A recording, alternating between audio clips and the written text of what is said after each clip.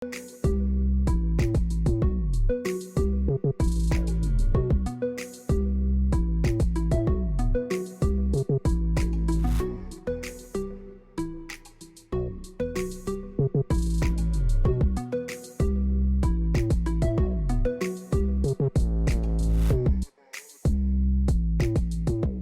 Granger to meet with Cabinet on GCOM timeline for elections. This is InfoHub for Thursday, September 19th.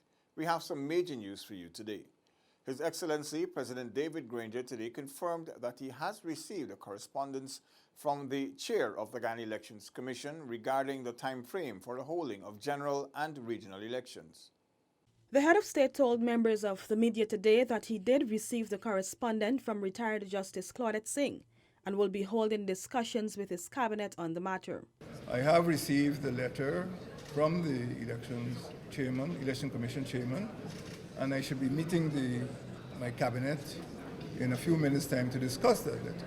The president remains resolute that the elections body must carry out its functions free from interference.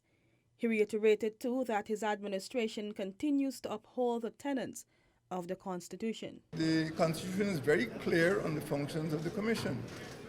I would be in more grievous breach of the Constitution if I tried to intrude or interfere in the work of the Commission. Meanwhile, the head of state responded to the diplomatic community, requesting that they allow the affairs of the country to be run by the players here. So I advise the foreign delegations or the foreign missions to allow the government of Guyana to resolve the issues. I have heard from the chairman of the commission, and I'm very confident that the chairman, a very prudent and sober retired judge, will recommend to me a date which the Guyanese people are prepared to accept. For InfoHub, Alexis Rodney. Earlier in the day, the head of state said the coalition government recognizes the importance of political stability in enhancing the country's economic development and assured that there will be no political unrest in Guyana. The government recognizes the importance of political stability to enhancing the business environment. Political stability promotes increased investments, reduces risk and the cost of doing business, and boosts investor confidence in the economy. The head of state was at the time delivering the feature address at a luncheon hosted by the Guyana Manufacturing and Services Association Limited. He further assured that the government will not condone violations of the law and public security. The business community need not fear political violence or social unrest. My government will do everything necessary to ensure political stability. The business community has nothing to fear from the forthcoming elections. I am committed to ensuring a safe and secure environment for business, for communities, and for citizens in the process leading to, during, and after general elections. President Granger noted that the services and manufacturing sector has significantly contributed to the development of Guyana's economy over the years. For InfoHub, Anna Arakan. Attorney General and Minister of Legal Affairs, the Honorable Bassel Williams, says the government remains committed to upholding the Constitution and respecting the independence of GCOM, which has the sole remit for national registration and the holding of elections.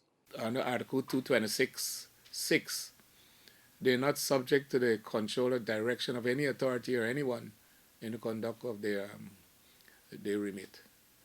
So they are completely independent. No one could tell them what to do, etc. During an interview on the National Communications Network program Insights, Attorney General Williams, SC, reminded that the CCJ also ruled that it could not interfere with GCOM in the execution of its constitutional imperatives. So, everything is very clear. So if GCOM says it's February, it's February. The AG explained that the September 18 date touted by the opposition resulted from a consequential order which thought that elections should be held by that date. These and other requests were made with the CCJ, which were all refused. They would not interfere, they wouldn't make coercive orders against the constitutional actors, that is the President, Parliament, GCOM.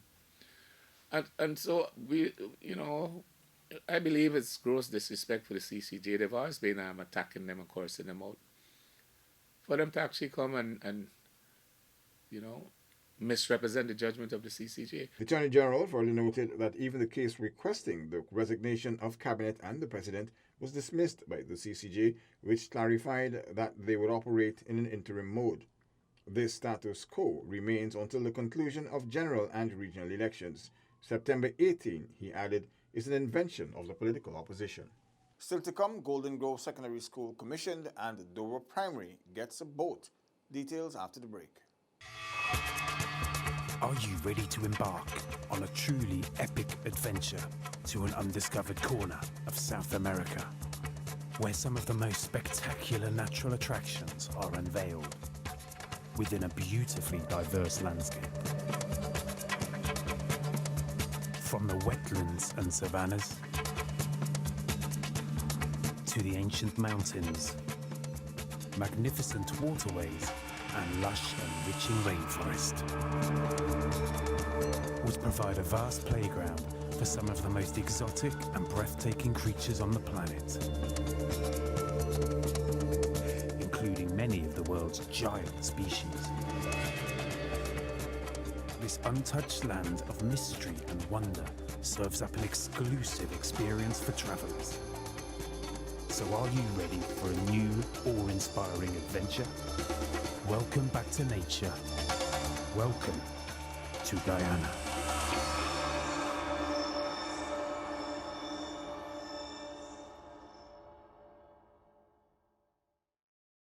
Thanks for staying with us. 132 police ranks are now better equipped to handle domestic violence matters after completing a domestic violence scenario training course. The ranks were trained to effectively handle domestic violence cases and how to deal with both the victims and perpetrators. Minister of Public Security, the Honorable Kemrat Ramjatan, said domestic violence is a worldwide problem, pointing out a study in Guyana revealed that 22% of women between the ages of 15 and 64 were victims of partner violence. He noted that the more trained personnel there are in the Guyana police force, the better they can handle cases of this nature. And under what this administration wants is that there must not be violence in our homes, in our schools, in our communities. We do not want it. So it is this animating vision that started it all, the animating vision of safety and security for one half of the population, especially the women. You are the officers who are expected to lead in reinforcing a culture where perpetrators of domestic violence are held accountable for their acts of violence. Minister Ramjatan also highlighted that the fight against domestic violence needs to be a joint effort with local and international agencies. Acting Commissioner of Police Nigel Hoppy echoed similar sentiments. However, he noted that the police force alone cannot address domestic violence. In this regard, he pointed out that in 2017, there were 2,080 reports, of which 1,171 cases were made, compared to 1,494 reports, of which 837 cases were made in 2018. That in itself is an indication that the word is passing on, where the government's initiative of addressing this issue is felt throughout our society. We are aware also that the Guyana Police Force has a zero tolerance approach to issues and complaints of domestic violence, and we want to ensure that we maintain that posture. The training comes under Component 2 of the Citizen Security Strengthening Program that seeks to increase the capacity of the Guyana Police Force in criminal investigation practices and crime prevention strategies. The program is funded by the Inter-American Development Bank. Isaiah Braffett for InfoHub. The teachers and students of Golden Grove Secondary School on the east coast of Demerara are the latest recipients of an enhanced learning environment as the $170 million school was commissioned on Wednesday. Describing the project as a job well done, Minister of Education, the Honorable Dr. Nicolette Henry, explained that every time a new educational institution is built, Guyana is on firmer standing. She noted that ensuring all students complete secondary education is part of the ministry's goal. Education, my friends, for my government, is not a sideshow. It's not window dressing. This is real serious business. To put it in my words, I say it's where the rubber hits the road. Our current students are the future leaders, and therefore they should be groomed to govern with excellence. They should be given conditions that are conducive to growth and development. Citing His Excellency President David Granger's continuous support for education, Minister Henry explained that having the largest budgetary allocation demonstrates the bold effort of the government towards improving education. As more and more young people are provided with opportunities to equip themselves with the relevant skills in academia to foster personal as well as professional growth. This, ladies and gentlemen, is a much needed accomplishment, and it is certainly a step closer to where we need to be as a nation. The school is fully equipped with 23 classrooms along with a smart classroom and information technology lab, a student welfare office, a library, home economics department, a visual arts room, an agricultural science department, a canteen cafeteria area, a sick bay, and a biology and integrated science laboratory, as well as a chemistry lab. The school is expected to foster the holistic development of students' potential. The commissioning of the school is in keeping with Sustainable Development Goal number 4, which aims to provide inclusive and equitable quality education and promote lifelong learning opportunities for all. From the newly commissioned Golden Grove Secondary School with senior videographer Kenny Ann Backus, I am Natisha Isaacs for InfoHub. A new boat and engine along with life jackets were donated to the students of the Dora Primary School located on the Linden-Suzac Highway. The donation falls under the David Granger 5Bs program, which aims to improve school attendance within the Riverine community. In her remarks, Minister within the Ministry of Communities with responsibility for housing, Annette Ferguson, noted that the venture was another example of the private sector cooperating with the government to better communities. It is significant when we can see stakeholders such as Mr. Tawari and probably business persons within communities like this who can come together to partner not only with the government but with communities to aid in venture such like this. Pandit Harish Tiwari said it was a pleasure to donate the boat to the community that has given so much to his company, Silica Sandport Incorporated. Indeed, I feel very pleased, I feel very blessed that our company has been able to assist in this very small venture. I'm thankful for the opportunity to be of continued service to this community. This community means a lot to me because, of course, we are heavily invested in this village, and of course, most of our employees are from this very village of Dora. We are very privileged to express our corporate social responsibility.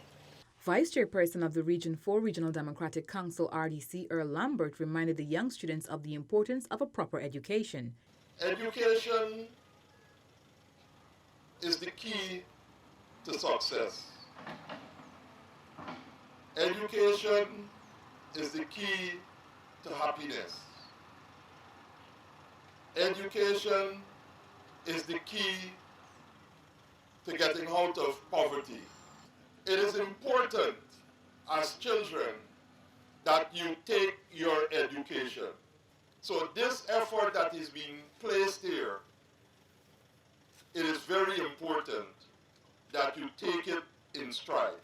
For InfoHub, Ayana George. The Government Comes to You outreach will be taken to Region 1 on Friday, September 20 at the Port Kaituma Playground. His Excellency President David Granger is expected to be in attendance and will hand over a boat and river ambulance. Government is encouraging residents to come out and have their concerns addressed by ministers and representatives from government agencies and ministries. The event begins at 9 hours and will run until 14 hours. Follow us for reports on this outreach tomorrow. That's all for today. Connect with us on WhatsApp, Facebook, and YouTube. Much more news is on our website, dpi.gov.gy, and pop over to Instagram for the latest photo updates at DPI Guyana. Your Bridge and Weather reports are up next. Goodbye for now.